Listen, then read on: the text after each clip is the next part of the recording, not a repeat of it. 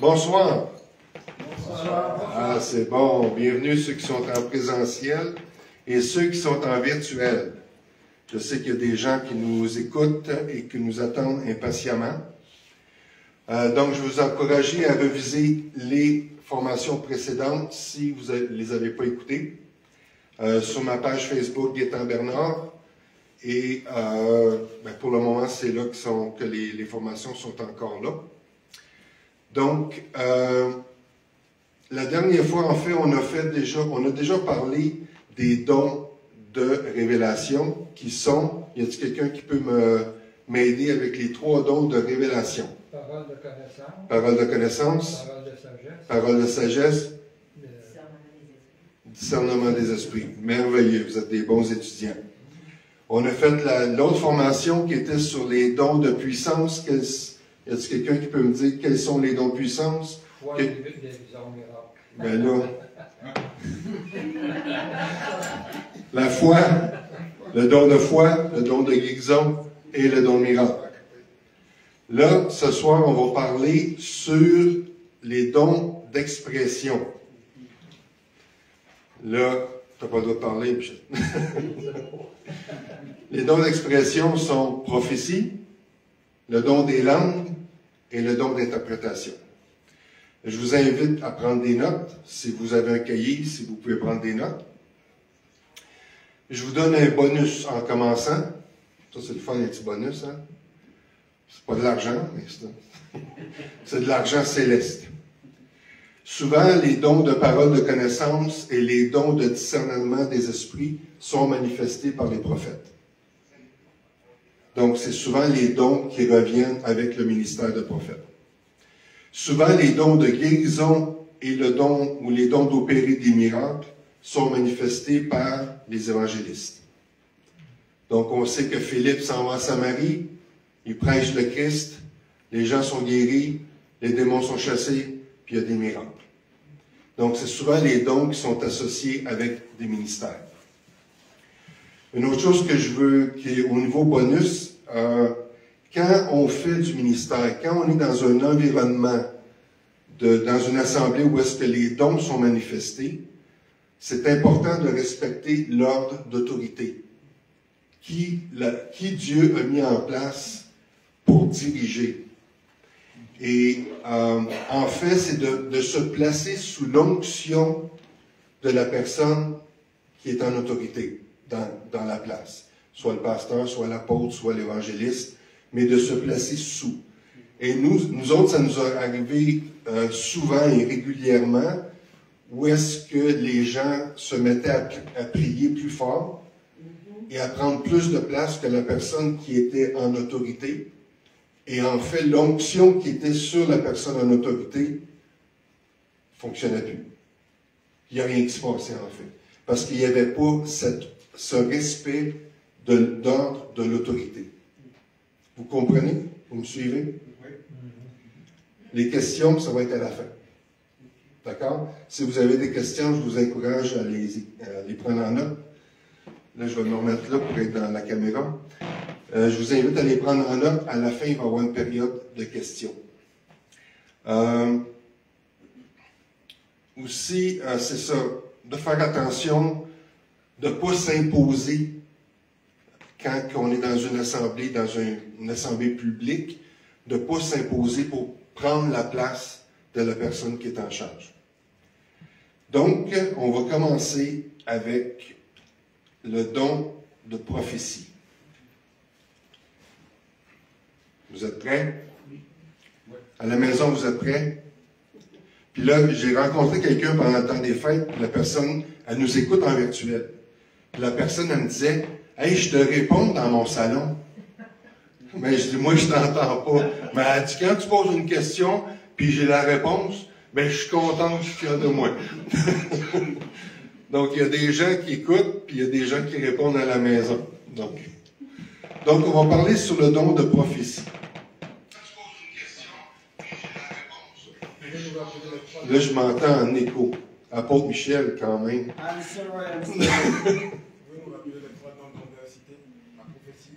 Les 3 dons d'expression. Le premier, c'est la prophétie. Le deuxième, c'est le don des langues. Et le troisième, c'est le don d'interprétation des langues.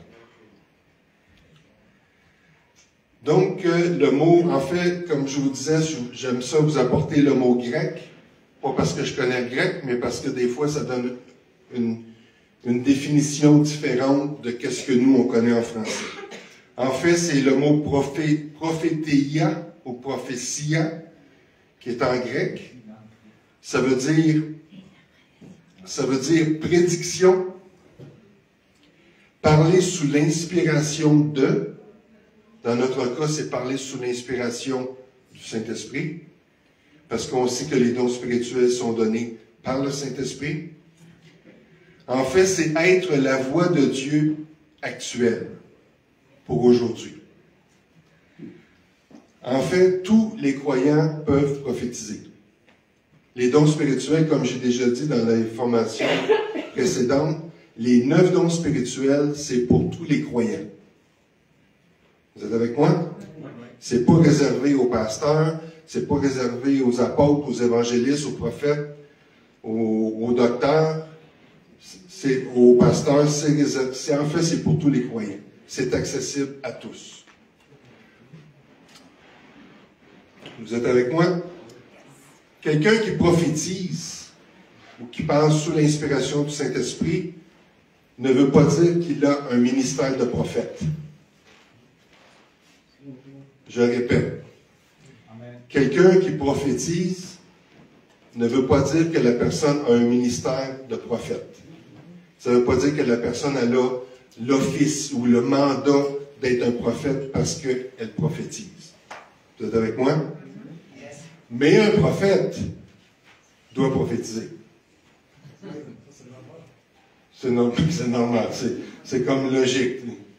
Donc, quelqu'un qui prophétise n'est pas nécessairement un prophète ou n'a pas nécessairement l'appel de prophète, mais un prophète doit prophétiser. Et ça fait partie de son appel, en fait. Je vais, comme vous savez, éventuellement, dans le futur, j'aimerais ça faire un enseignement sur les 5 dons de ministère. Je pense que c'est nécessaire qu'on ait cette formation-là. Mais là, on va commencer par finir par les dons spirituels. On va lire ensemble dans 1 Corinthiens 14.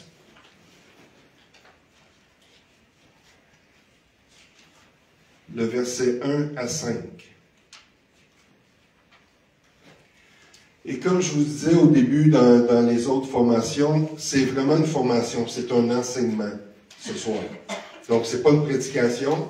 Je vais prendre mon temps, on va essayer de décortiquer, d'analyser, puis après ça, on va avoir un côté pratique.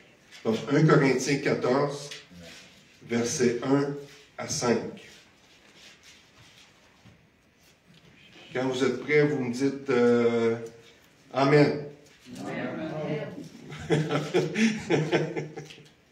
Vous l'avez tous? Amen. Je vais lire avec la Bible du Sommeur, ou la version Bible du Sommeur. Ça dit, ainsi recherchez avant tout l'amour. Donc on sait que, on appelle ça le sandwich spirituel. Vous savez, 1 Corinthiens 12, c'est une tranche de pain où est-ce que l'apôtre Paul parle des dons spirituels. Et 1 Corinthiens 13, c'est quel chapitre? Le chapitre de l'amour. Et après ça, il revient au chapitre 14, 1 Corinthiens 14, c'est une autre tranche de sandwich et sur le protocole, comment fonctionner avec les dons spirituels dans une assemblée publique. Donc, quand il dit avant tout, rechercher l'amour. Et souvent, je vous ai demandé, au début, je demandais qu'est-ce qui est mieux. Il y a quelqu'un qui me posait la question, qu'est-ce qui est mieux? Est-ce que c'est mieux d'avoir l'amour puis pas manifester les dons spirituels? Ou de manifester les dons spirituels puis pas avoir d'amour. Et vous vous souvenez de la réponse, ceux qui étaient ici? C'est quoi?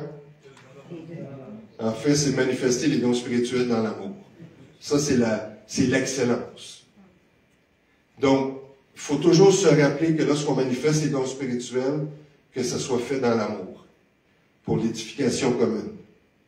Donc, on n'est pas là pour écraser les gens, on n'est pas là pour culpabiliser les gens, on n'est pas là pour les condamner, on est là pour édifier, exhorter et encourager. Donc, c'est ça le but. C'est important de se rappeler ça. Parce que des fois, quand on sent quelque chose, on peut être très intense des fois. Vous savez? Quand on sent que le Saint-Esprit veut dire quelque chose, des fois, ça peut sortir de la mauvaise façon. Et je vais faire juste un commentaire sur ça. C'est la raison pour laquelle que je dis souvent que c'est important que nos cœurs soient guéris. Parce que les dons spirituels sont filtrés à travers nous. Donc, si on a de la colère, si on a de l'amertume, si on a une mauvaise façon de penser, ça va se manifester dans la façon que ça va être manifesté, que les dons spirituels vont être manifestés. Donc, c'est important pour ça d'être certain que nos cœurs sont purs, qu'il n'y a pas de manque de pardon, qu'il n'y a pas d'amertume, qu'on ne veut pas passer un message à quelqu'un. Hein? Amen. Les dons spirituels, c'est pas pour passer un message à quelqu'un. C'est pas pour dire hey, le Seigneur m'a dit, quand finalement c'est toi qui veux dire quelque chose. Faites attention. Ça, c'est dangereux, ça. Donc, c'est ça. Donc, faisons attention. C'est pour ça que nos cœurs, c'est important qu'ils soient purs, qu'ils soient clairs devant Dieu et qu'il n'y ait rien qui vienne entraver. Donc, on continue. Il dit aspirer. Le verbe aspirer, c'est le verbe zélo en grec. Et ça vous fait penser à quoi? Le zèle. Soyez zélés, affectionnés. En outre, ça c'est ma version du Sommeur, aux manifestations de l'Esprit et surtout à prophétiser. Donc, il va expliquer, verset 2, celui qui parle dans une langue inconnue, parler en langue, s'adresse à Dieu et non aux hommes. Personne ne comprend les paroles mystérieuses qu'il prononce sous l'inspiration de l'Esprit. Verset 3. Mais celui qui prophétise aide les autres à c'est de prendre la Bible puis bien ramasser un coup. Puis dire, moi t'exhorter mon frère, moi t'exhorter ma sœur. Mais en fait, le mot exhorter en grec, c'est le mot paraklétéis. Puis le nom de Saint-Esprit, c'est paraklétos. Et le nom de Saint-Esprit, ça veut dire consolateur. Donc, quand on exhorte quelqu'un, en fait, on doit consoler quelqu'un. Et non le frapper à coups de Bible. OK? Vous me suivez? Pour ceux qui sont des docteurs de la loi ici. Donc, le mot exhortation, c'est ce que ça veut dire en grec. Donc, si on continue au verset 4, celui qui parle dans une langue inconnue ne se fait du bien qu'à lui-même. Ou en fait, dans la version Louis II, dit s'édifie lui-même. Mais celui qui prophétise permet à toute l'assemblée de grandir dans la foi. Verset 5. Je veux bien que vous sachiez tous parler dans une langue inconnue. En fait, l'apôtre Paul dit, je veux que vous parlez en langue. Mais je préférerais que vous prophétisiez. Donc là, il parle dans un contexte public d'une assemblée. Celui qui prophétise est plus utile que celui qui s'exprime dans une langue inconnue, sauf si quelqu'un traduit ce dernier pour que l'Église puisse grandir dans la foi. Et c'est là que le don d'interprétation vient se joindre avec le don des langues pour que, en fait, le message soit interprété dans la langue qui est connue. Est-ce que ça va? Vous me suivez? Vous n'êtes pas trop perdu dans la brume? Non? OK. Donc, on va continuer. On va aller au verset 39.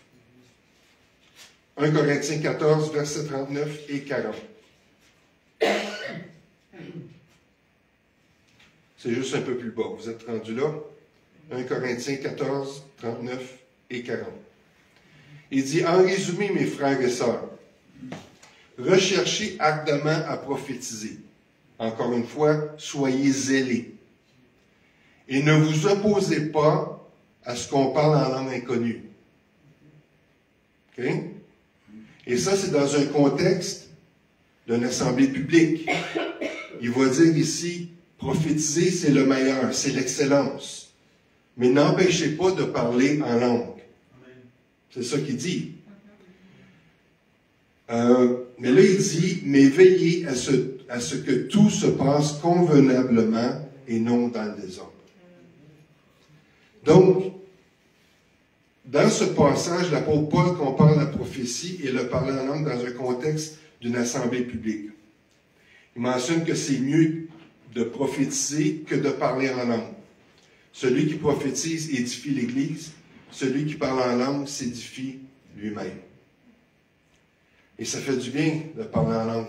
Quand notre intelligence ne sait pas quoi dire, ou ne sait pas quoi demander, lui-même, l'apôtre Paul le dit, notre intelligence demeure stérile, mais on prie en langue, mais notre être intérieur est édifié. 1 Thessaloniciens 5, 19 à 22. Vous pouvez juste le prendre en note, je vais le lire.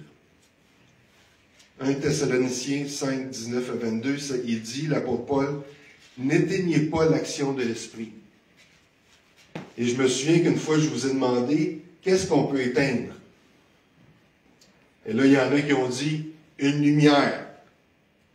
C'est vrai, une lumière. Dans le temps de l'apôtre Paul, il n'y en avait pas de lumière. C'était du feu, c'était une chandelle.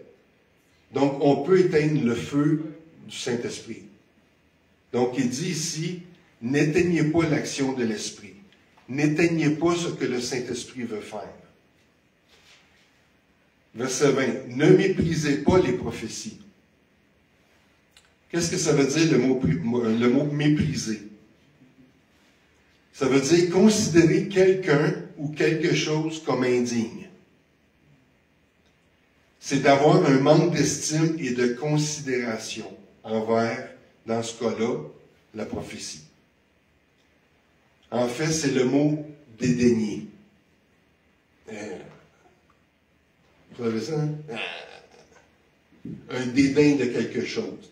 En fait, l'apôtre Paul dit, ne dédaignez pas les prophéties.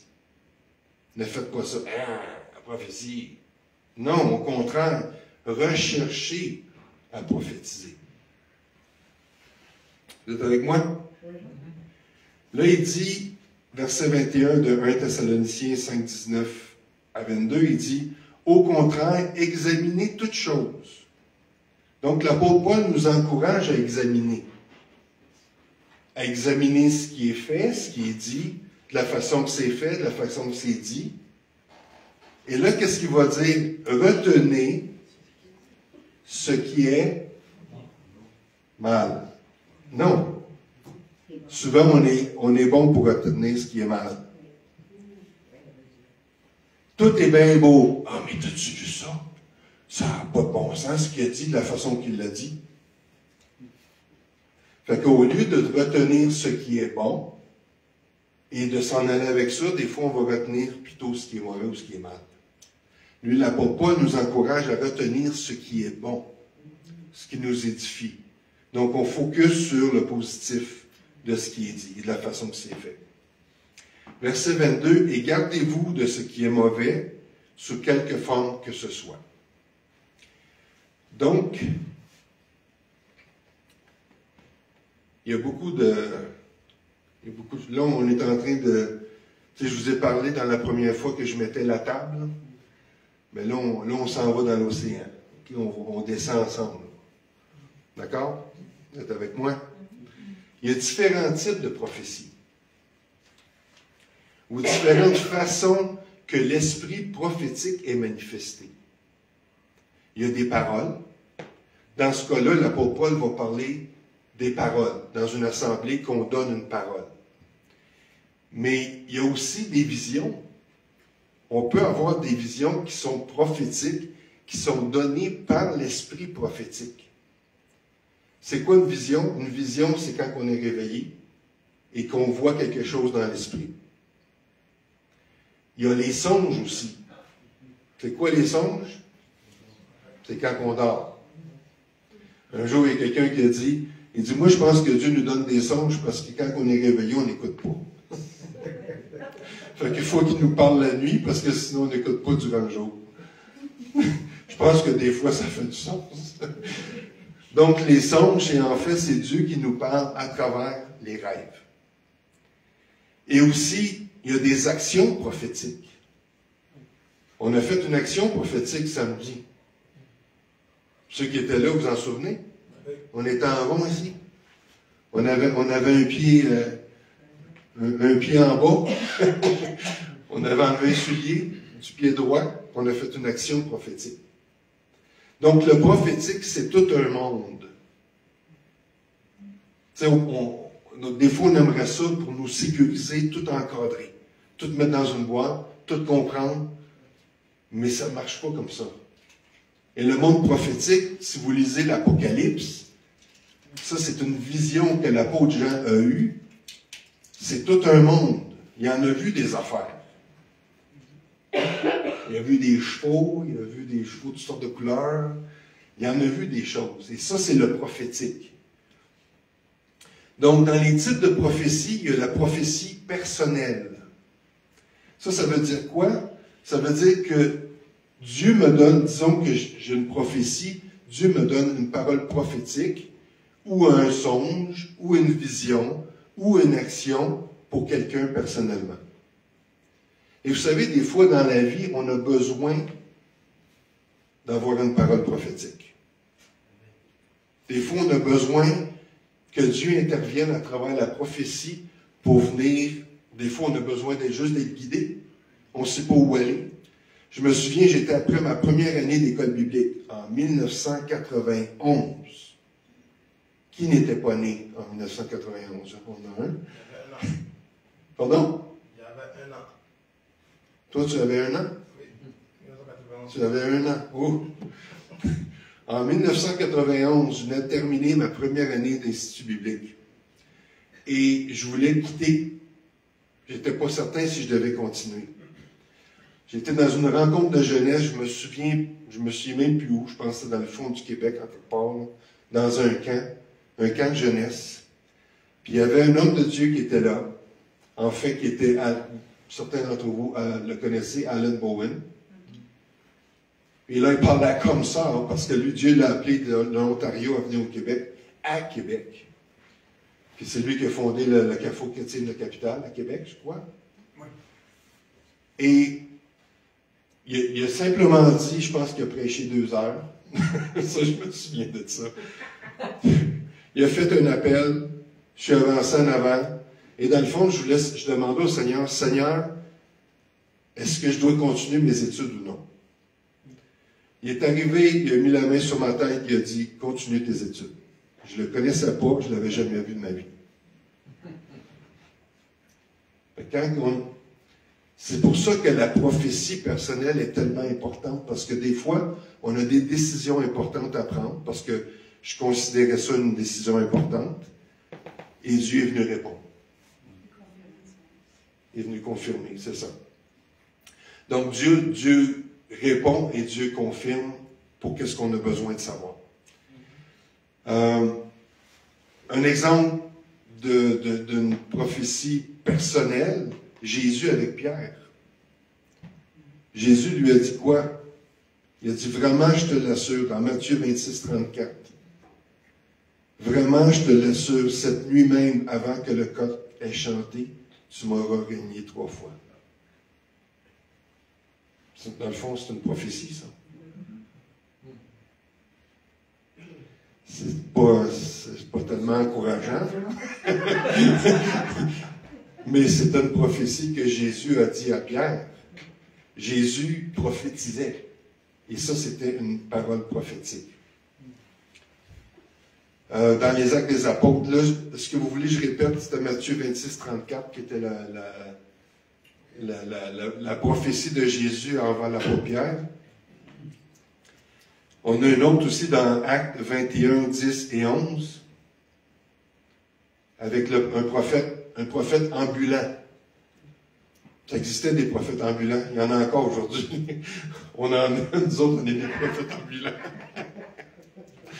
Mais il y avait un prophète ambulant, il s'appelait Agabus. Tout un nom, hein? Agabus. En fait, lui est arrivé, il a pris la ceinture de l'apôtre Paul, puis il s'est attaché, puis il a dit à qui s'appartient cette ceinture-là, il va être lié à Jérusalem. Donc, c'est une parole prophétique de ce prophète ambulant, Agabus, pour l'apôtre Paul, pour lui disant, ben là, tu vas être lié à Jérusalem. Puis là, ils se sont tous mis à pleurer, puis là, ils ne voulaient pas que Paul s'en aille à Jérusalem. Puis là, Paul a dit, ben moi, je suis prêt non seulement à être lié, mais à mourir aussi. Donc, ça, c'est un exemple d'une prophétie personnelle. Donc, c'est Actes 21, 10 et 11. Il y a aussi des prophéties de groupe. Donc, il y a personnel, mais il y a des groupes. On voit l'exemple de Jésus avec ses disciples dans Matthieu 24, 1 et 2. Donc, si vous voulez le prendre en note, Matthieu 24, 1 et 2, avec ses disciples. Ça dit, là-dessus, Jésus quitta la cour du temple. Tandis qu'il s'éloignait, ses disciples s'approchèrent pour lui faire remarquer l'architecture du temple. Alors il leur dit, « Oui, regardez bien tout cela. Vraiment, je vous l'assure. » Jésus prophétise là maintenant à ses disciples. Tout sera démoli. Il ne restera pas une pierre sur une autre. Donc Jésus a prophétisé à ses disciples sur ce qui allait arriver au temple. Et en fait, le temple a été détruit en l'an 70. Vous êtes avec moi? Vous me suivez? Vous n'êtes pas trop perdu? Je ne vois pas trop de point d'interrogation, là, mais... Donc, ça, c'est un exemple au niveau d'un groupe. Un autre exemple, Agabus. Agabus encore. Je pense qu'on entend 2 fois parler de lui. Et en fait, c'est ces événements-là. Acte 11, 27 à 30. Agabus, qui est un prophète ambulant, il a prédit une famine. Et en fait, la famine est arrivée.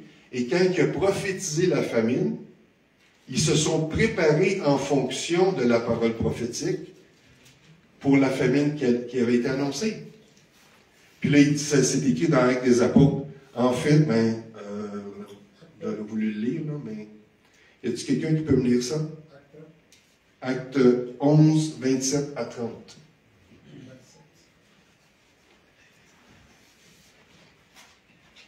La première personne qui a ça, vous levez la main. Acte 11. Françoise, est-ce que tu peux venir ici, s'il vous plaît? Oh, oui. Oui, parce qu'il faut qu'ils entendent en ligne. Mais si tu ne veux pas qu'ils te voient, tu peux rester là. En ce temps-là, des prophètes descendirent de Jérusalem à Antioche. L'un d'eux, nommé Agabus, se leva et annonça par l'Esprit qu'il y aurait une grande famine sur toute la terre. Elle arriva en effet sous Claude. Les disciples résolurent d'envoyer chacun selon ses moyens un secours aux frères qui habitaient la Judée. Ils le firent parvenir aux anciens par les mains de Barnabas et de Saul. Merci beaucoup. Merci beaucoup. Donc, Agabus a eu une parole prophétique. En fait, mais là, ça dit qu'il y a eu une famine sur toute la terre, mais dans ce temps-là, pour eux autres, toute la terre, c'était là-bas. C'est vrai, pour eux autres, c'était le nombril du monde, c'était l'Empire romain, c'était Jérusalem, tout ce coin-là. Donc, ça, c'est un exemple d'une prophétie qui a été donnée, en fait, à un groupe. Et ils se sont préparés en fonction de ça. Parce que des fois, on entend des prophéties, puis on fait « Ah! » C'est vrai, hein? Des fois, on entend des prophéties, puis on méprise les prophéties. On n'en tient pas compte. Je ne dis pas qu'il faut s'arrêter à tout. Il faut examiner toutes choses. Mais puis aussi, il faut qu'il y ait une confirmation dans l'Assemblée. il faut qu'il y ait une confirmation des frères et des sœurs. Oui, ça vient du Saint-Esprit. Ou non, ça ne vient pas du Saint-Esprit. D'accord? Donc, il y a aussi la prophétie au niveau des nations.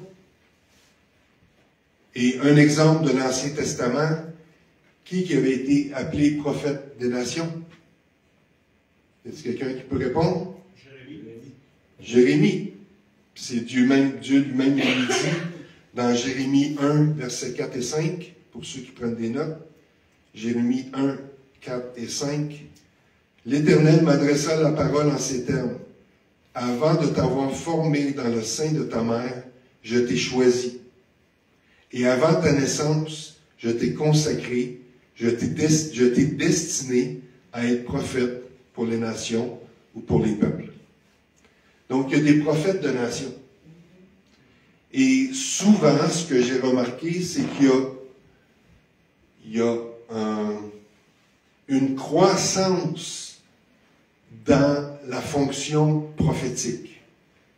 Et quand on est fidèle dans les petites choses, quand on est fidèle dans une assemblée à donner une parole prophétique, à donner une parole de connaissance ou une parole de sagesse, mais là, Dieu nous en donne plus. Quand on n'est pas fidèle à ce que Dieu nous demande, à ce que le Saint-Esprit nous donne, et pourquoi qu'il nous en donnerait plus? Il y en a qui voudraient conquérir le monde entier, mais ils ne sont pas capables de dire une parole prophétique à la personne à côté des autres. Vous êtes avec moi? Donc, c'est d'apprendre à être fidèle et obéissant dans ce que le Saint-Esprit nous donne, et après ça, il nous en donne d'autres. Donc, c'est ça, dans le cas de Jérémie, ben, c'est un cas de l'Ancien Testament. Dieu a fait de lui un prophète des nations. Jésus a prophétisé sur les nations. Matthieu 24. Matthieu 24, c'est les disciples ont demandé, mais comment ça va arriver? C'est quand que ça va arriver? Une nation s'élèvera contre une autre nation. Un peuple contre un autre peuple. Il y aura des guerres, des famines, des tremblements de terre. Donc Jésus prophétisait sur les nations. Comme j'ai déjà dit, Jésus avait tous les dons. Il avait tout. C'était le maximum. Les 5 ministères, les 9 dons spirituels, les 7 dons d'opération. Jésus avait tout. C'est l'exemple parfait. C'est l'excellence. Amen. Alléluia. Donc, là, on va parler on reste dans la prophétie, mais on va parler en fait, on va lire ensemble dans 1 Timothée 4, le verset 14. 1 Timothée 4, le verset 14.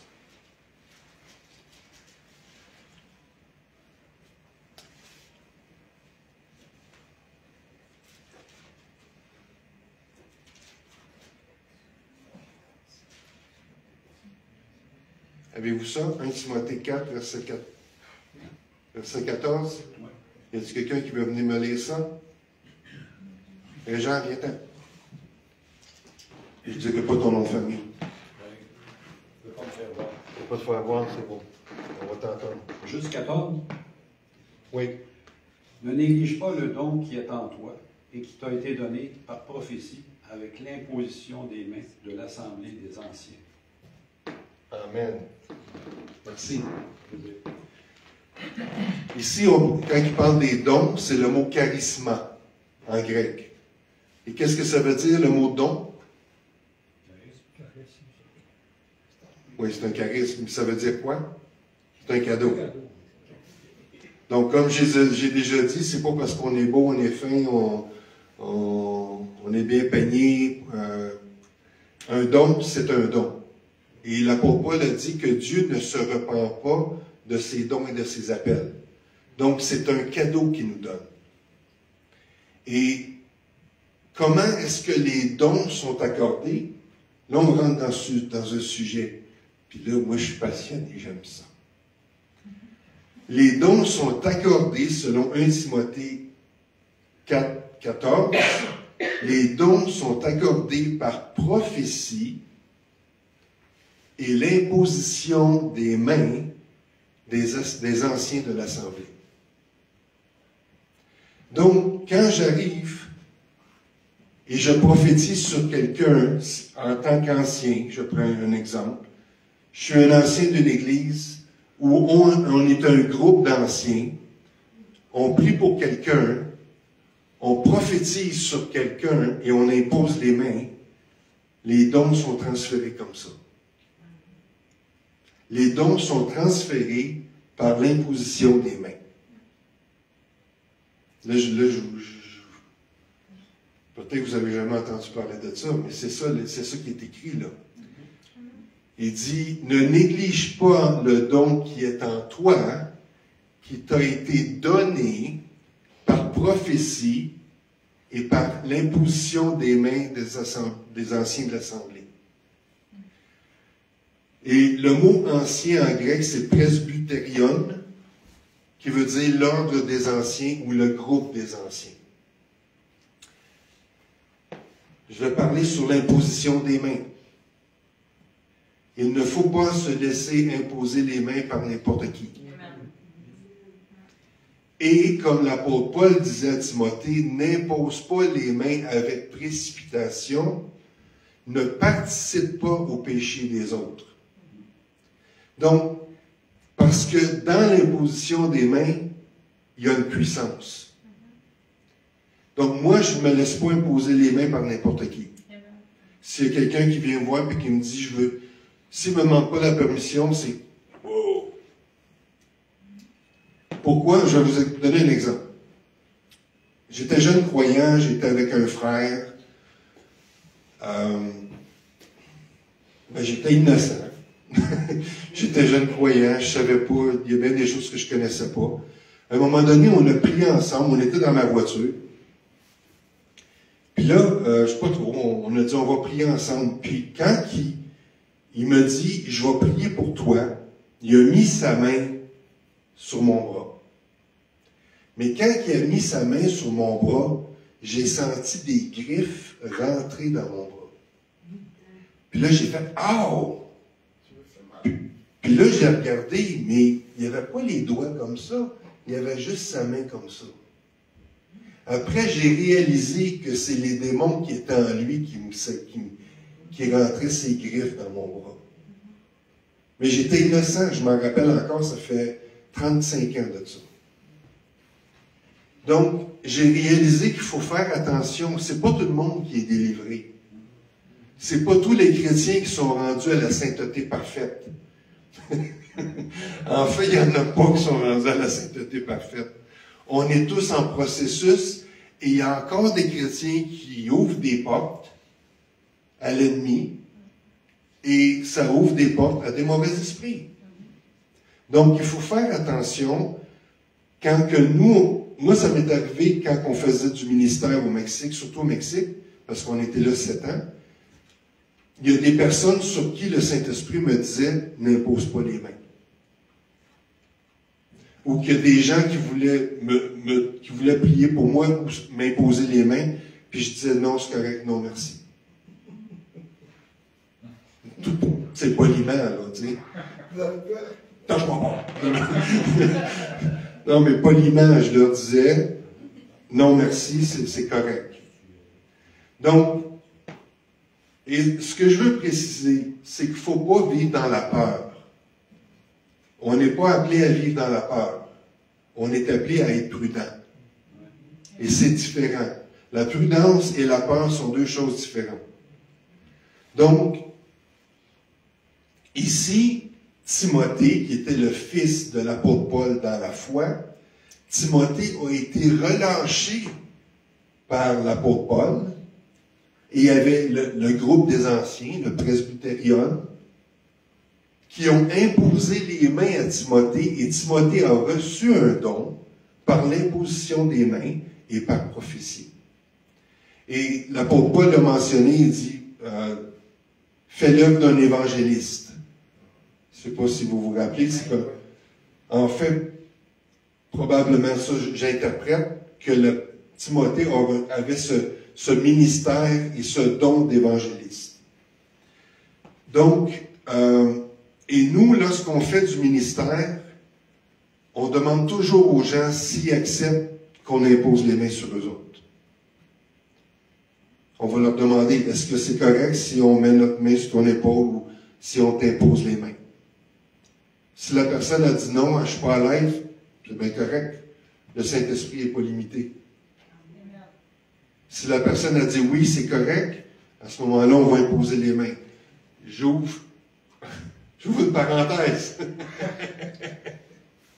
Ça, c'est un terme qu'on connaît.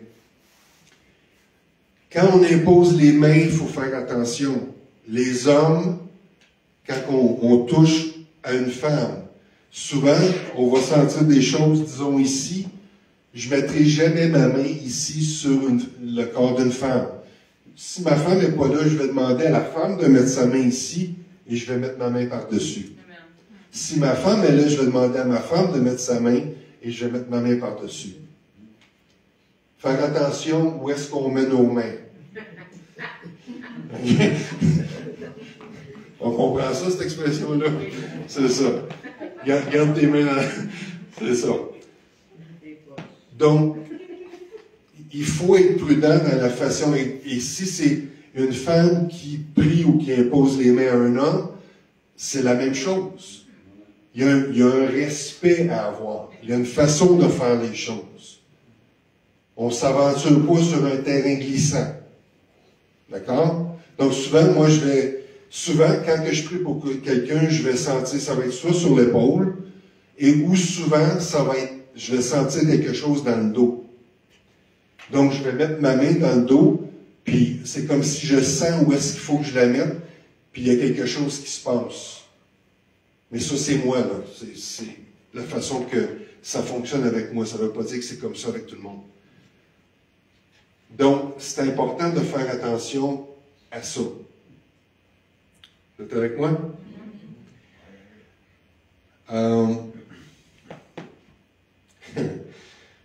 Donc, il faut être prudent avant d'imposer les mains. Il faut être prudent avant de se laisser imposer les mains. Si l'apôtre Michel me dit, on va t'imposer les mains, Alléluia, glory. Oui, Seigneur, il n'y a pas de problème, parce que je connais la personne. Parce que ça m'est arrivé une autre fois. Il y a quelqu'un qui est venu me voir, encore une personne qui était bien vite. J'étais innocent, j'étais pas prudent. Je croyais que tout le monde était beau, tout était...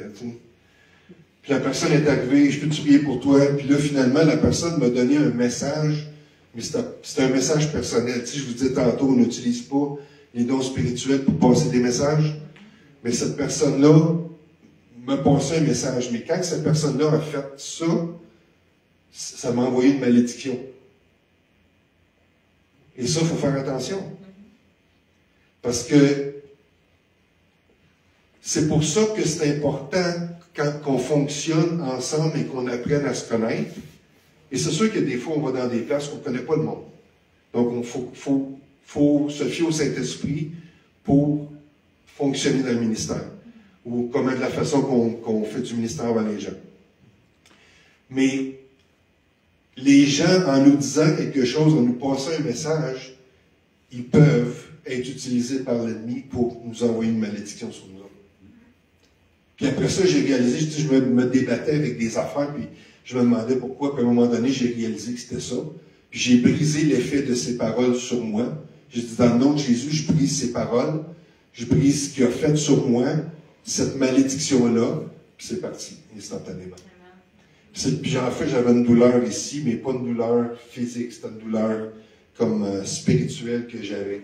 Puis je chantais, en fait, c'était comme, je chantais comme une lance qui me passait bord en bord. Donc, mais ça, comment est-ce qu'on apprend ça? C'est en le faisant. Donc, si le pasteur Serge veut m'imposer les mains, je le connais. Je sais que c'est un homme de Dieu. Absolument. Alléluia. Donc, 1 Timothée 5, 22. L'apôtre Paul va dire à Timothée, n'impose pas, pour ceux qui prennent des notes, 1 Timothée 5, 22. N'impose pas trop vite les mains à quelqu'un et ne t'associe pas au péché des autres. Conserve-toi pur.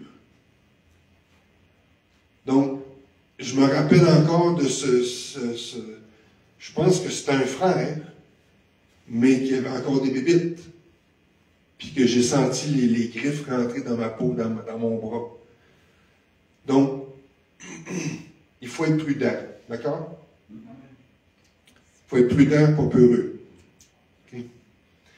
Romains 1, 11.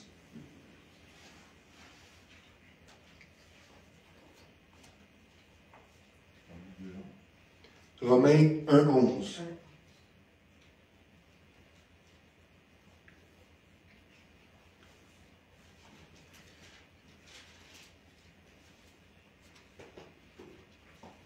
C'est dans le Nouveau Testament.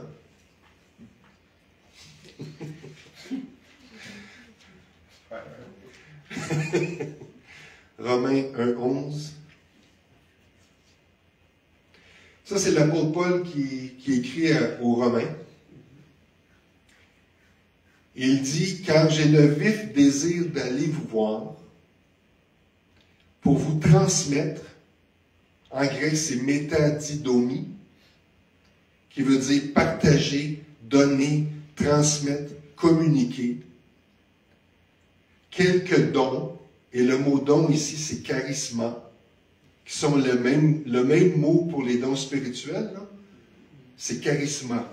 Donc il dit, j'ai le vif désir d'aller vous voir pour vous transmettre, pour vous communiquer quelques dons spirituels ou de la grâce. Ici c'est dans la version du Sommeur, c'est de la grâce, mais en fait pour vous transmettre quelques dons spirituels par l'Esprit en vue d'affermir, en vue d'établir, de renforcer votre foi. Il y en a-tu qui ont la version Louis II ici? Ou Pasteur Serge, vous avez quelle version que vous avez? Ça? Oui? Le grec, la tombe puis la français courant. OK. Puis c'est quoi que vous avez comme... Est-ce que vous voulez venir ici, s'il vous plaît? Oui. Lequel tu veux? 11? Un 11, oui. Je vais aller dans la tombe.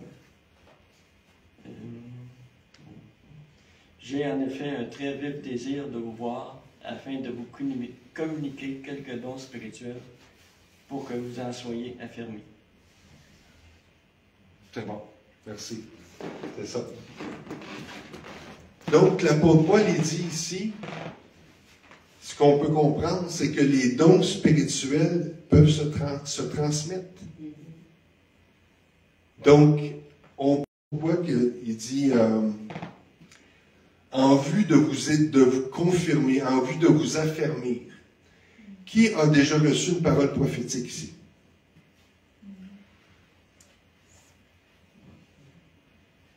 OK, ou plutôt qui en a jamais eu? T'en as déjà eu? Non? OK.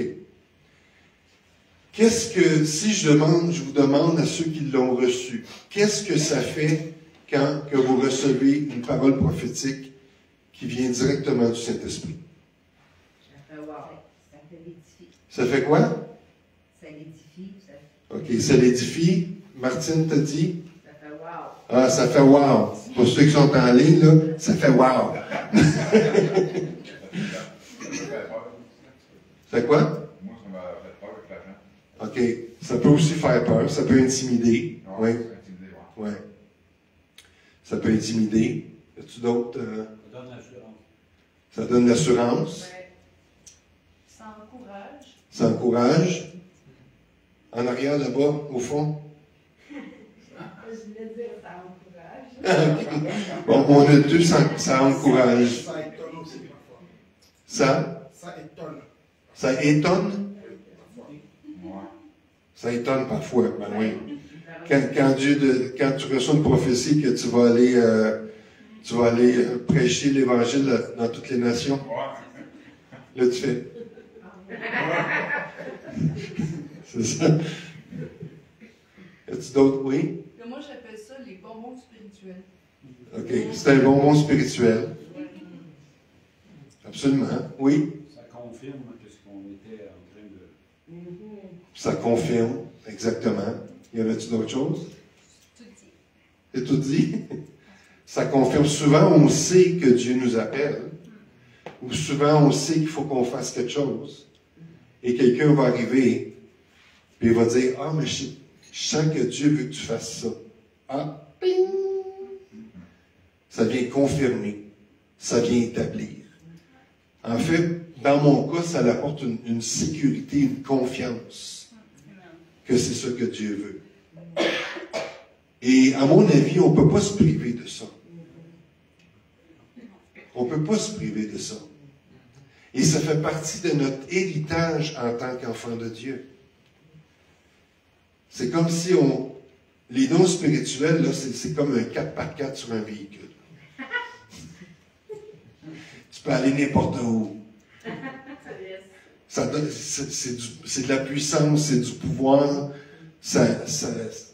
Et en fait, quand que Jésus a dit, mais vous recevrez une puissance, vous recevrez dynamis, en grec, qui veut dire dynamite.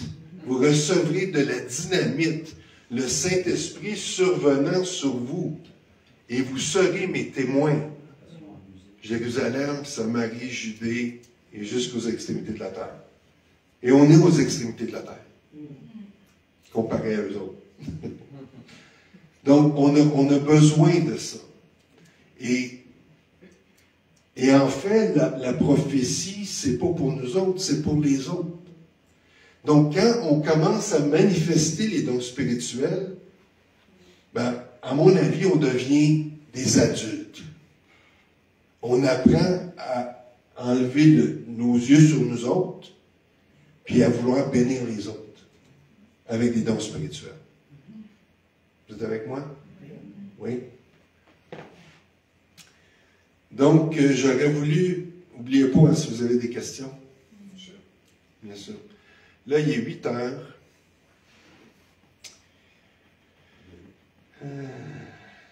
OK. On va aller au deuxième don d'expression, qui est le don des langues. Le mot grec, c'est glossa. Et la définition du mot glossa, ça fait référence à une langue qui n'est pas apprise et incompréhensible. Donc, si tu parles en langue et tu ne comprends pas, c'est normal. Parce que tu parles une langue étrangère. En fait, selon la Bible, c'est la langue des anges. Quand même que je parlerai la langue des hommes et la langue des anges, si je n'ai pas l'amour, je suis rien. Je suis comme une cymbale qui résonne, qui retentit. Donc, la définition du mot des glossa, c'est justement une langue qui n'est pas apprise et qui est incompréhensible. C'est une langue qui est donnée par le Saint-Esprit et qui sont aussi appelées la langue des anges. C'est ça. Et là, je vais parler qu'il y a une différence entre le don des langues qui est donné par le Saint-Esprit, celui qu'on parle ici, qu'on parle dans une assemblée publique, et, là, je viens m'exprimer, et que le don des langues qui fonctionne avec le don d'interprétation des langues, parce qu'ils fonctionnent ensemble. Si j'arrive en avant de vous et j'ai un message en langue, mais l'apôtre Paul dit dans une assemblée publique qu'il y a un interprète. Dans mon cas, souvent, j'ai un message en langue et les langues que je reçois quand c'est un don du Saint-Esprit sont différentes des langues que je parle pour l'édification personnelle. Vous me suivez? J'essaie de faire ça clair. Donc, souvent, je vais recevoir un don en langue pour quelqu'un ou pour une assemblée. Je sais je vais dire le message en langue et souvent Dieu me donne l'interprétation du message que je viens de donner. Et c'est pas parce que je comprends la langue, c'est une interprétation. Et c'est ce que ça veut dire le mot interprétation. Donc, ici, on parle du don des langues qui est pour un contexte public. Mais il y a les langues qu'on reçoit lorsqu'on est baptisé du Saint-Esprit. Et c'est là qu'on va essayer de rentrer. Ah, il est déjà 8 heures. Aïe, aïe, aïe. Bon, OK.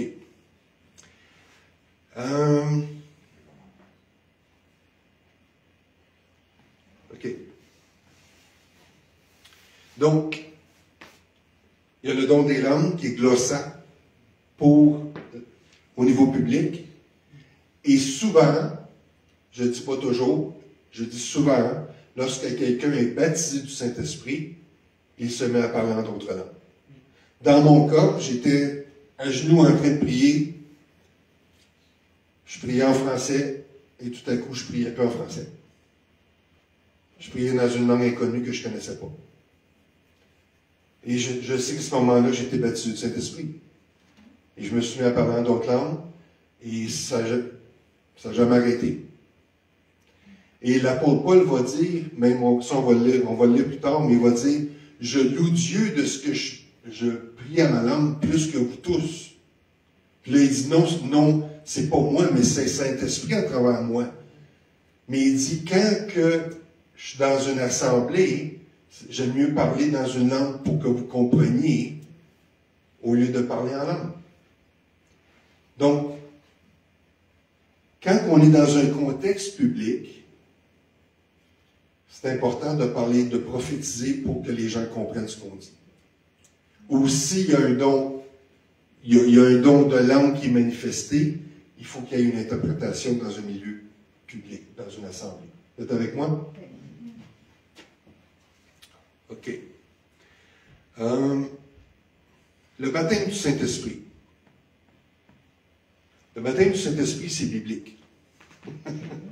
Amen. Il y en a qui pensent que le baptême du Saint-Esprit, c'est pas biblique. En fait, le baptême du Saint-Esprit a été annoncé par Jean. Jean le Baptiste. Il y avait des baptistes dans ce temps-là. Il y avait Jean le Baptiste. Donc, Jean le Baptiste, il a dit dans Marc 1,8. En fait, le baptême du Saint-Esprit, c'est une promesse. Il a dit dans Marc 1,8, moi, Jean le Baptiste, moi je vous ai baptisé d'eau. Lui, en parlant de Jésus, il vous baptisera du Saint-Esprit et de feu. Donc, avant même Jésus, Jean le Baptiste prophétisait que Jésus allait baptiser du Saint-Esprit et de feu. Et c'est biblique, c'est une promesse. C'est pour tous les croyants. Comment ça se manifeste? Ça, on ne peut pas mettre ça dans une boîte. Parce que ça se manifeste comme le Saint-Esprit veut. Et des fois, c'est assez rock'n'roll, comme on dit. Ou assez élevé. Ça, c'est en québécois, hein? Acte 1,4. Comme il se trouvait avec eux, ça c'est en parlant de Jésus, il leur recommanda de ne pas s'éloigner de Jérusalem, mais d'attendre ce que le Père avait promis. Ce que je vous ai annoncé, leur dit-il. Et ça, c'est Jésus qui leur dit. Allez-vous-en pas de Jérusalem, attendez ce que le Père a promis. Et en fait, c'était quoi? C'était le jour de la Pentecôte. C'était le Saint-Esprit. Acte 1,8. Mais vous recevrez de la dynamite. Le Saint-Esprit survenant sur vous. Et vous serez mes témoins à Jérusalem, dans toute la Judée, dans la Samarie et jusqu'aux extrémités de la terre. Lorsqu'on examine les Écritures, là je parle vraiment sur le baptême du Saint-Esprit. Lorsqu'on examine les Écritures, on peut remarquer que la majorité des fois qu'une personne est baptisée du Saint-Esprit, la mention et ils se mirent à parler en d'autres langues, est mentionné. Et même il y a une place qu'on va lire ensemble, ça dit, ils se mirent à parler en langue et prophétiser. Donc c'est intéressant ça. Je vais le dire ça tout de suite, le fait d'être baptisé du Saint-Esprit ou le fait de parler en langue ou non n'est pas une condition au salut. Parce que j'ai déjà rencontré quelqu'un qui m'a dit, moi je pense que je ne suis pas sauvé. Mais pourquoi? Mais parce que je ne parle pas en langue. Ben, j'ai dit non. J'ai dit, c'est pas une condition. J'ai dit, le baptême du Saint-Esprit est accessible. Est-ce que tu as reçu un baptême dans l'Esprit? Là, la personne m'a dit, ah oui, c'est un baptême d'amour. Elle dit, je sentais tellement l'amour du Père. La personne a dit, je disais même au Seigneur d'arrêter, parce que c'était trop fort. Et j'ai dit, ça c'est un baptême. Puis le mot baptême, ça veut dire immerger. Immerger au complet. Pas asperger. C'est pas asperger, non. C'est pas avec des gouttes. C'est immerger complètement. La tête toute au complet. Donc, et ça, c'est une promesse. Donc, le fait de parler en langue ou non n'est pas une condition au salut. Et cette personne-là se sentait coupable depuis des années. Oui, c'est ça. C'est grave. Et j'ai dit non. J'ai dit, est-ce que tu es né de nouveau? Oui, je suis né de nouveau. Et voilà. C'est pas parce que tu parles pas en langue que tu n'es pas sauvé. Mais de parler, d'être... En fait, nous, ce qu'on fait, c'est quand on dit aux gens, on va faire un appel, qui veut être baptisé du Saint-Esprit? Il y a des gens qui viennent. Comment ça se passe? Ça ne nous regarde pas. C'est pas de nos affaires. Nous, c'est d'imposer les mains, puis dire, sois baptisé au nom de Jésus, au Saint-Esprit. Puis il y en a qui vibrent, il y en a qui shake, il y en a qui tombent, il y en a qui parlent en langue, il y en a qui rient. Vous savez, à la Pentecôte, qu'est-ce qui est arrivé? Il était 9 h du matin. Puis les gens, ils disaient, ils sont dessous. Donc ça, c'était une manifestation du baptême du Saint-Esprit. Oui, il parlait en langue, mais il était sous aussi. Donc, c'est pas à nous de mettre ça dans une boîte, puis de dire que ça doit se passer comme ça. D'accord? Mais on doit croire, par exemple, que le baptême du Saint-Esprit, c'est une promesse. Et moi, je la veux. Puis est-ce qu'on peut le baptiser plusieurs fois? Oh, je pense que oui. Moi, je pense que c'est une expérience qu'on peut revivre des fois encore plus intense. Acte 2.4. Oui, ça, je l'avais lu tantôt. C'est ça, Acte 2.4. Et ils furent tous remplis du Saint-Esprit et se mirent à parler en d'autres langues, selon ce que l'Esprit leur donnait de s'exprimer. Donc, c'est le Saint-Esprit qui donne l'expression, qui se manifeste. On va lire ensemble. Je veux vraiment prendre le temps de parler de ça parce que je crois que c'est tellement important. OK. Après ça, on va arrêter là. OK. On va lire ensemble dans Acte 8, versets 3 à 17. Après ça, ça va être la période de questions, puis après ça, on va dans la pratique.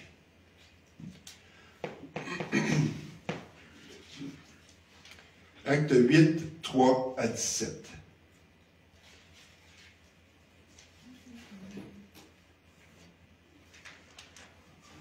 Est-ce que vous l'avez? Oui? OK. Saul, en fait Saul qui est l'apôtre Paul, qui est devenu l'apôtre Paul, de son côté ravageait l'Église. Pénétrant dans la maison, il en arrachait hommes et femmes et les faisait jeter en prison.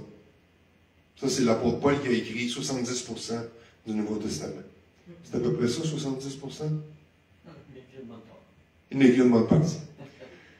Donc, c'est lui qui me faisait jeter les chrétiens en prison. Verset 4. Ceux qui avaient été dispersés allaient de lieu en lieu, annonçant la bonne nouvelle de la parole. Philippe, étant descendu dans la ville de Samarie. Là, n'oublie pas, là, Philippe, là, c'est un juif. Philippe, il y a une persécution, là. Philippe s'en va en Samarie. Vous savez, c'est quoi qu'un Samaritain était pour un juif? C'est un chien. C'est un bâtard. Les Juifs ne parlaient pas aux Samaritains. Philippe s'en va en Samarie. Il prêche le Christ. Donc Philippe, c'est lui qui est appelé Philippe l'évangéliste. Les évangélistes, ils prêchent le Christ. Ils prêchent le salut. Verset 6. Les foules tout entières étaient attentives à ce que disait Philippe. Donc il y avait des foules. Lorsqu'elle apprit et virent les miracles qu'il faisait. Vous vous souvenez, tantôt, je vous ai dit que souvent, le don de guérison et de miracle est avec le don d'évangéliste ou le ministère d'évangéliste. Bien, ici, il y avait des miracles qui se faisaient. Car des esprits impurs sortirent de plusieurs démoniaques en poussant de grands cris. OK? Il faut s'attendre à toutes sortes de choses dans une assemblée, là. Donc, il y avait des démons qui sortaient des gens, puis ils poussaient des grands cris, et beaucoup de paralytiques, c'est de la guérison, et de boiteux furent guéris. Et il y eut une grande joie dans cette ville. Il y avait auparavant dans la ville un homme nommé Simon, qui se donnait pour un personnage important. Il exerçait la magie et provoquait l'étonnement du peuple de la Samarie. Tous, depuis le plus petit jusqu'au plus grand, l'écoutaient attentivement et disaient « Celui-ci est la puissance de Dieu, celle qui s'appelle la Grande. » Ils l'écoutaient attentivement parce qu'il les avait longtemps étonnés par ses actes de magie. Donc, il ne faisait pas ça par l'Esprit Saint, lui-là. C'était par Satan qui faisait de la magie pour étonner le monde. Verset 12. Mais quand ils eurent cru à Philippe, qui leur annonçait la bonne nouvelle du royaume de Dieu et du nom de Jésus-Christ, hommes et femmes se firent baptiser. Ils se sont fait baptiser dans l'eau.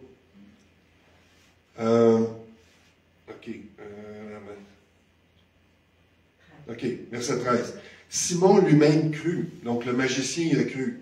Et après avoir été baptisé, il ne quittait plus Philippe, et il voyait avec étonnement les miracles et les grands prodiges qui s'opéraient.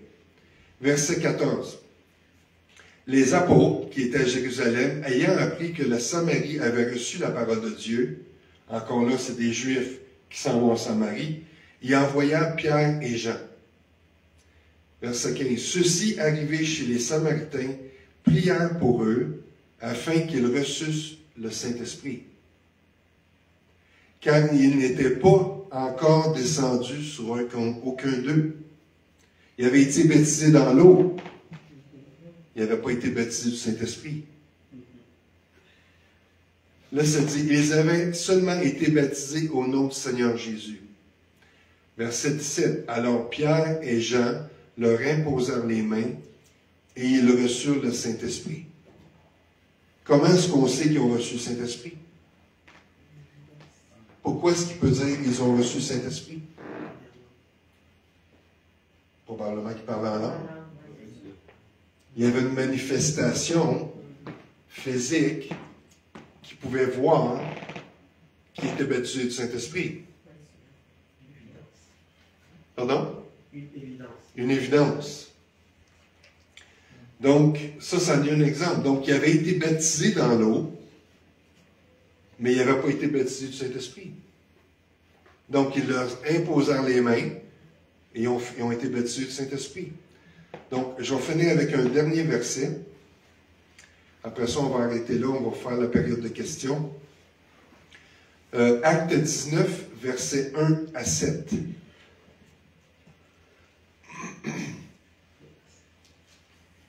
Acte 19, versets 1 à 7.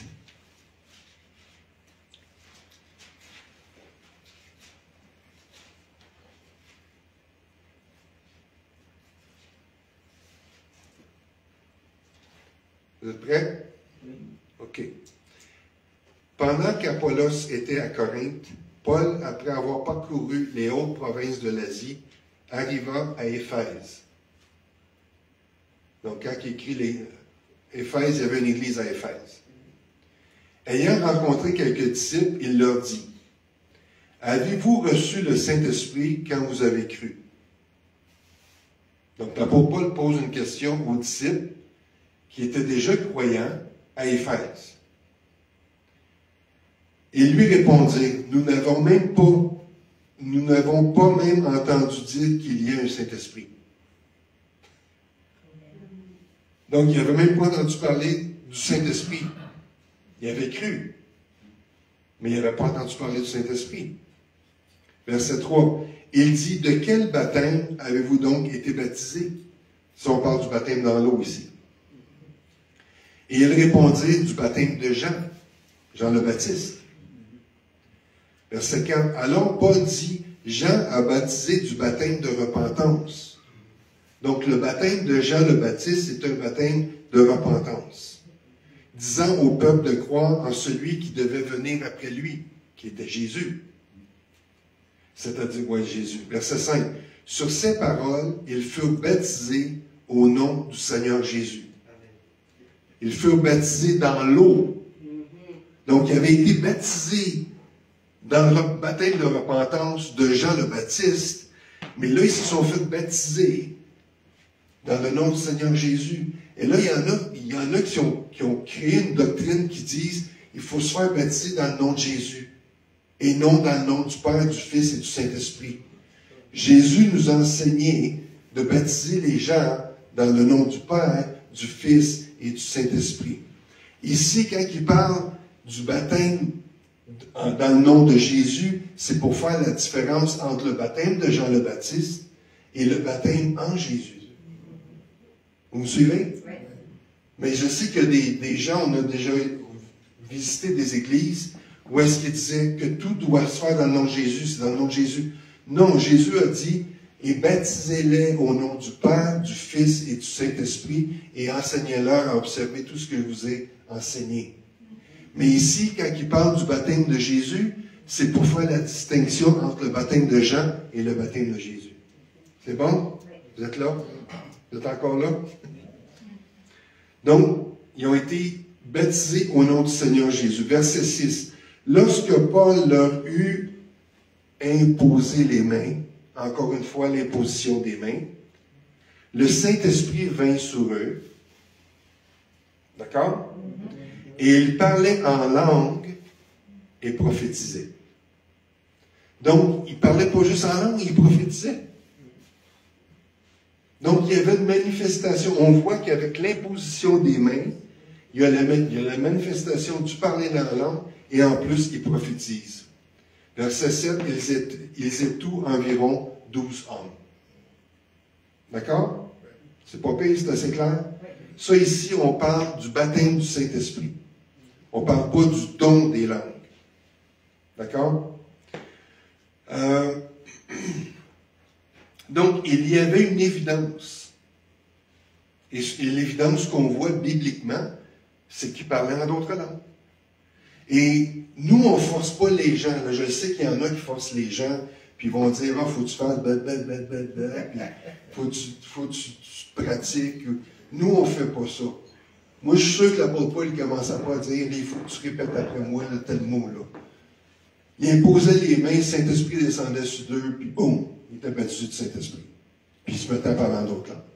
Donc, nous, on impose les mains, puis on demande au Saint-Esprit, remplis-les, baptise-les. Puis comment ça se manifeste? C'est pas notre problème. Donc, il y en a qui parlent en langue, il y en a qui ne parlent pas en langue. Il y en a il y a des démons qui sortent, il y a toutes sortes de choses qui se passent. Donc, c'est bon?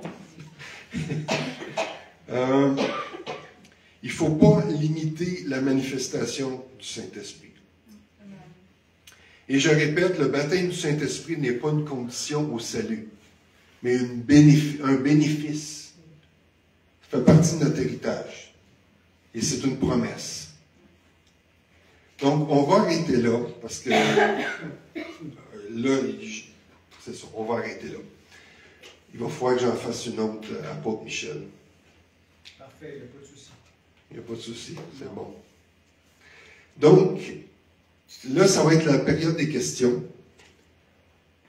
J'aimerais ça que les questions soient par rapport à ce qu'on a discuté. On ne s'en va pas sur toutes sortes de terrains. On reste sur qu'est-ce qu'on a discuté. Et donc, c'est ça. Notre frère. Oui, merci beaucoup, l'enseignant, et puis merci beaucoup pour ce soir. J'ai deux questions. La première question concerne dans 1 Timothée 5, 22. Je voulais savoir comment on s'associe-t-on au péché d'autrui, comme le dit dans 1 Timothée. OK. Donc, la question, c'est dans 1 Timothée 5, 22. Il fait référence à « ne t'associe pas au péché d'autrui ». Il demande comment est-ce qu'on peut s'associer au péché d'autrui. C'est ça? C'est une bonne question. T'as pas, Michel? En fait, de s'associer au péché des autres, je crois, mon interprétation, en fait, c'est de faire comme eux autres font. De s'associer avec ce que les autres font, qui sont en fait un péché. Donc, de ne pas s'associer au mal que les autres personnes font. Comme quand il dit, en fait, il termine, il dit, mais toi, conserve-toi pur. Donc, il faut faire attention parce que, vous savez, l'influence et l'association avec les gens, c'est puissant. Des fois, ça peut être juste un objet que quelqu'un te donne, puis cet objet-là est contaminé spirituellement. Ça peut venir du nouvel âge, ça peut toutes sortes de choses. Donc, c'est important. Vous vouliez dire quelque chose? Oui. Oui. Venez ici, s'il vous plaît. Un des points qui est important, le fait de dire comment on s'associe au péché des autres. Bien souvent, les gens avec qui on a des rapports et qu'on est sur le point de faire du ministère, nous connaissons en partie leur vie.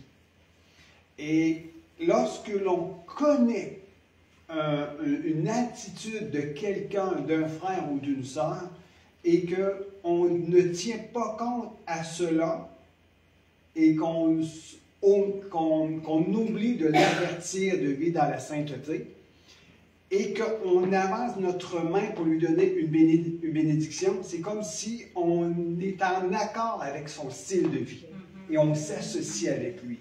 En étant en accord avec son style de vie, c'est comme si on se donne une permission de lui dire « Tu peux continuer à faire ce que tu fais, mais moi, je vais bénir ta vie. » Est-ce que c'est bien expliqué? Oui.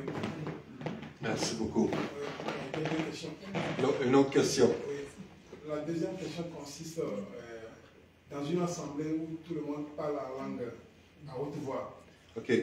Donc, je vais juste... la question, c'est dans un contexte d'assemblée où est-ce que tout le monde parle en langue à haute voix? Oui, et que personne ne comprend. Et que personne ne comprend, oui. Je voulais savoir est-ce que c'est bon. OK, il demande est-ce que c'est bon. Donc là, on devance un peu parce qu'en fait, l'autre partie que je vais faire la prochaine fois, c'est le protocole dans une assemblée chrétienne. Et ça, c'est ce qu'on lit dans 1 Corinthiens 14. J'ai lu tout à l'heure un verset qui dit que c'est mieux qu'on prophétise, mais là, l'apôtre Paul va dire, mais n'empêchez pas de parler en langue. Donc, il dit ça.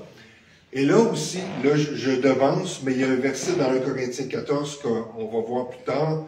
Il va dire, je vais prier avec mon intelligence. Ça veut dire dans notre langue, en français. Mais aussi, je vais prier en esprit. Mais quand il dit prier en esprit, c'est prier en langue. C'est ça que c'est, prier en esprit. Et là, il va dire, je vais chanter avec mon intelligence.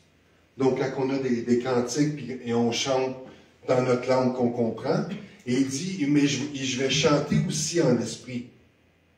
Donc, on peut chanter dans un contexte d'assemblée quand on est en train de louer Dieu, on peut chanter en français, mais on peut chanter en esprit, qui est en fait chanter en langue. Et que personne ne comprend. Que personne ne comprend, mais tout le monde à ce moment-là, c'est pas un message qui est donné, disons, de moi directement à l'Assemblée. C'est tout le monde ensemble, on est en train de louer Dieu. Donc, mais si je me lève et j'ai un message, et là je commence à vous parler en langue, mais il faut qu'il y ait une interprétation. Parce que ça va vous donner quoi? Ça va être comme un... Je vais être comme un barbare pour vous autres, vous allez pas comprendre. Ça va pas vous édifier. Donc, c'est là que l'apôtre Paul, plus loin, qui est dans le protocole de l'Assemblée chrétienne, il va dire, mais s'il n'y a pas d'interprète, taisez-vous. Exactement. Mais ça, c'est quand il y a un message qui est donné. Mais quand c'est dans un contexte de louange, ben on va chanter en français, on va louer en français, et on va... Moi personnellement, je vais louer en esprit. Je vais louer en langue. Mais à ce moment-là, c'est parce qu'on est tous dans un contexte de l'Assemblée ensemble. C'est pas un message qui est adressé à toute l'Assemblée. Vous comprenez? OK, pour faire la distinction. Est-ce que ça va? T'es content? T'es satisfait? Aïe, c'est merveilleux. Alléluia. OK. Une autre question? Oui? Par rapport, tu parles des dons qui sont donnés par imposition des mains. Oui. Si on va dans Corinthiens 12, une place, ça dit que l'Esprit les donne comme il le veut. Ma question est dans le sens que s'il n'y a pas quelqu'un qui a un certain don précis, on ne peut pas recevoir ce don-là parce qu'il y a une personne qui nous a rencontrés pour nous le donner. Est-ce que c'est vraiment toujours par imposition des mains que c'est donné ou si l'Esprit peut donner aussi? C'est ça. Ben, moi, je crois que c'est... OK, la question, pour ceux qui nous suivent, il fait référence que dans 1 Corinthiens 12, ça dit que le Saint-Esprit donne les dons comme il veut, et il demande si c'est seulement par imposition des mains ou que ça peut être qu'on peut recevoir un don du Saint-Esprit sans avoir eu l'imposition des mains. Donc, ma conception ou ma compréhension, c'est que ça peut être donné sans l'imposition des mains. Oui. À Paul Michel. Oui, je vais répondre à cette question-là. Il y a un exemple. Excuse-moi. Il y a un exemple par rapport à pour répondre à votre question, et je vais être très simple ici. C'est Salomon. Salomon, dans un songe, il a reçu le don de la sagesse, mais il l'avait reçu dans un songe.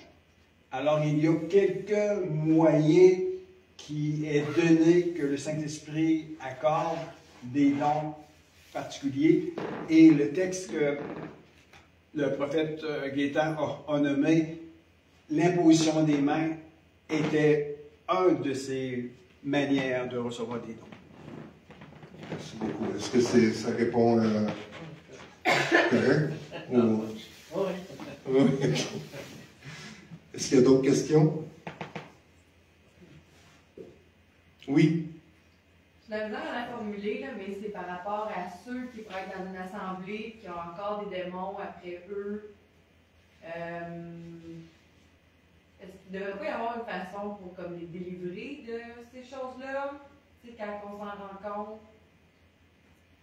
Je ne sais pas si c'est clair. Oui, c'est clair. Donc, la question, c'est les gens qui sont dans une assemblée qui ont encore des démons ou qui ont encore... C'est ça, ben, des esprits. Des démons, c'est des mauvais esprits. S'il n'y a pas une façon de les délivrer. Oui, il y a une façon de les délivrer.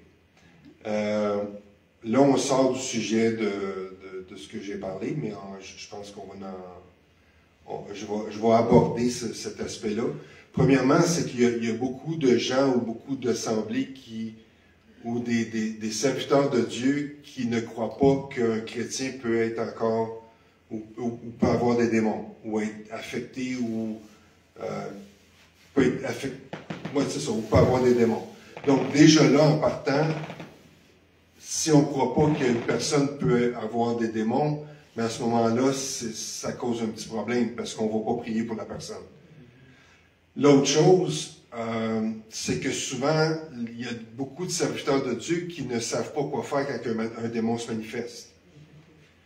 Moi, je me souviens, j'étais jeune croyant, 1 an de vie chrétienne. J'étais dans une assemblée, dans ma première assemblée. Il y a un frère qui a amené une femme qui était possédée. Puis, en fait, il l'amenait à l'église pour qu'elle soit libérée, pour qu'elle soit délivrée. Puis moi, je la regardais, puis là, moi, j'étais jeune, j'avais 1 an de vie chrétienne, là. Puis là, je la regardais, puis là, elle me regarde, puis elle dit, « Regarde-moi bon main! »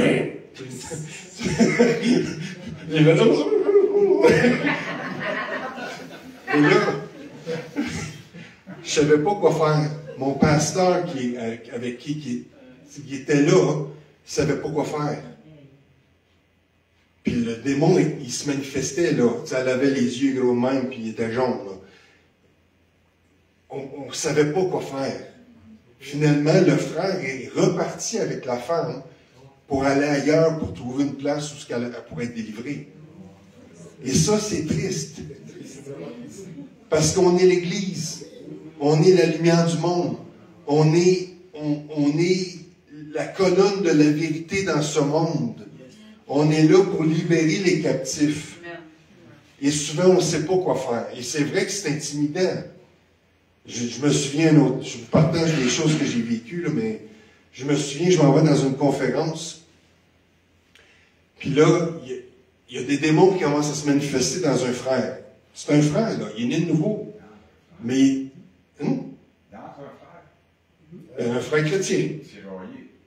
Non, c'est carrément les démons, ils crient, puis les démons parlent. Le Saint-Esprit cède notre esprit. Ben, c'est pour ça que je ne veux pas rentrer là. Mais c'est pour ça que je ne voulais pas aller sur ce terrain-là. Donc, mais je vais vous conter mon histoire. Là, finalement, les démons se manifestent. Lui, ça faisait... Il suivait un prédicateur.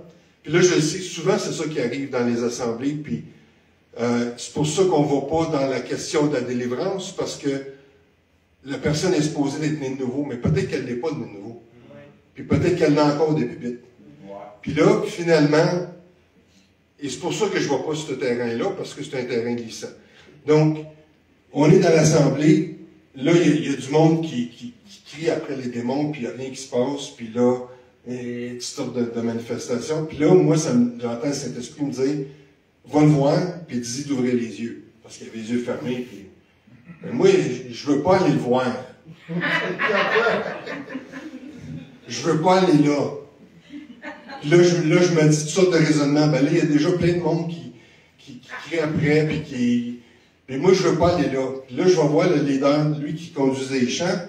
Puis j'ai dit, je te le dis, là, mais je sens que le Saint-Esprit veut que j'aille le voir. Puis il dit, commandez d'ouvrir les yeux. Il me poigne par le bras, puis il me tire. Ah ouais, viens-t'en. Moi, j'arrive là, puis là, je me penche, Puis là, quand j'arrive, j'entends encore, toi, je ne vais pas te voir ici. C'est ça que j'entends. Bienvenue, hein? Fait que là, finalement, là, j'ai dit, ouvre les yeux. Il ouvre les yeux. Puis là, il ne voulait pas me voir. Puis là, il y avait encore les yeux gros et jaunes. Puis là, le Saint-Esprit a commencé à dire c'était quoi pour prendre autorité sur les démons. Puis, finalement, bon, pour faire une histoire courte, finalement, il y a eu des choses qui ont sorti. Cette personne-là, ce frère-là, je l'ai revu quelques années plus tard, puis il m'a conté que lui a été violé par son père pendant des années, qui était une porte ouverte, carrément des démons. Donc, quand il y a du viol, de l'abus, être battu, souvent c'est des portes ouvertes pour que les démons se manifestent. Donc, moi, je ne me pose plus la question, est-ce qu'il était chrétien ou il n'était pas? Je ne vois plus là. Moi, la question, c'est, il y a un démon, il faut qu'il sorte. Je ne vois plus sur le terrain-là. J'ai trop perdu de temps, on a trop perdu de temps. S'il y a un démon qui se manifeste, il faut qu'il sorte. Il n'y a pas le choix. Donc, ça répond-tu un peu à ta question? C'est en plein ça. Moi, je ne vois plus là. Parce que ça fait 36 ans que j'entends ces histoires-là, puis je vois encore des gens qui sont liés, qui qui sont poignés avec leur Bible depuis des années, parce que finalement, quelqu'un dit « Ah non, il est chrétien, il n'est pas supposé d'avoir de Bible. » Mais il y en a des Bibles. Bon, c'est ça la question. Est-ce que ça répond un peu à... C'est bon. Donc, la réponse à ta question, c'est que souvent, on ne sait pas quoi faire. Souvent, les serviteurs de Dieu ne sont pas équipés, ne sont pas formés. Fait que quand il arrive une situation comme ça, on fait quoi? On les envoie à l'hôpital psychiatrique ou on les envoie ailleurs. Parce qu'on ne sait pas quoi faire avec. Ça me choque. Je suis désolé, ça me choque. Parce qu'on est l'Église. OK, dernière question, après ça, on s'en va dans le pratique. Le mot chrétien a été galvaudé Oui. dans toutes sortes d'affaires. Parce que l'âme et puis l'esprit, il y a une confusion. Oui, bien sûr. Ça, c'est vrai. C'est ça, donc, je vais juste dire que c'est un commentaire d'un frère qu'on a qui dit qu'il y a une confusion avec le mot chrétien, que souvent, à cause qu'il y a une différence entre l'esprit et l'âme. Et l'âme n'est pas rendue où est-ce que l'esprit est. En fait, dans toutes nos vies, nous autres, personnellement, on n'est pas rendus, ou notre âme n'est pas rendue où est-ce que notre esprit devrait être, ou est plutôt. Ah, pour Michel, vous avez une... Oui, je vais juste apporter 1 minute, 2 minutes, pas plus. Ce que, en fait, les temps ont enseigné ce soir, il parlait au niveau de la guérison du cœur. Et un des points qui est important pour le chrétien, c'est, oui, de passer par la nouvelle naissance, mais ça ne s'arrête pas là. Il faut passer par le processus de la guérison du cœur. Et lorsque nous passons par le processus de la guérison du cœur et qu'on commence à lire et à entendre l'enseignement qu'il amène depuis 4 mois peut-être, sur la sandwich spirituelle, sur les dons spirituels, sur la voie par excellence et puis sur le protocole. Il faut aspirer aux dons les meilleurs. Et les dons sont filtrés par les émotions et puis par le cœur. Et quelqu'un qui veut être un serviteur efficace, utilisé au milieu et par les dons spirituels, doit passer par une guérison. Une guérison de cœur. Garde ton cœur plus que tout autre chose, car de lui viennent toutes les sources de la vie. Et la dernière question qui a été posée, lorsque nous serions guéris dans nos cœurs émotionnellement et spirituellement, il n'y a rien qui pourrait s'attacher à nous. Mais je vous encourage fortement à vous présenter devant le Seigneur et de lui demander, viens, restaure mon âme, restaure mon cœur, guéris-moi. Parce que je veux être efficace, je veux aspirer aux dons les meilleurs, mais il doit y avoir des obstacles dans ma vie qui empêchent que ce qui est à l'intérieur puisse s'extérioriser. Aspirer à être guéri émotionnellement, spirituellement. Puis connaître aussi votre identité en Christ Jésus. Merci beaucoup, merci beaucoup. Donc, on va arrêter ici. On va s'en aller dans une pratique. Êtes-vous prêts?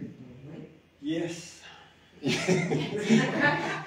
savez, les dons spirituels, c'est dans la pratique que ça se manifeste. Parce qu'on peut les étudier toute notre vie, mais si on ne va pas dans la pratique, ben, ça ne donne pas grand-chose. C'est simplement de la connaissance. Donc, pour ceux qui sont en ligne, c'est dommage pour vous autres. On va arrêter la diffusion en virtuel. Puis qu'est-ce qui se passe ici, ça va rester ici. Donc, je vous souhaite bonne soirée. À la prochaine.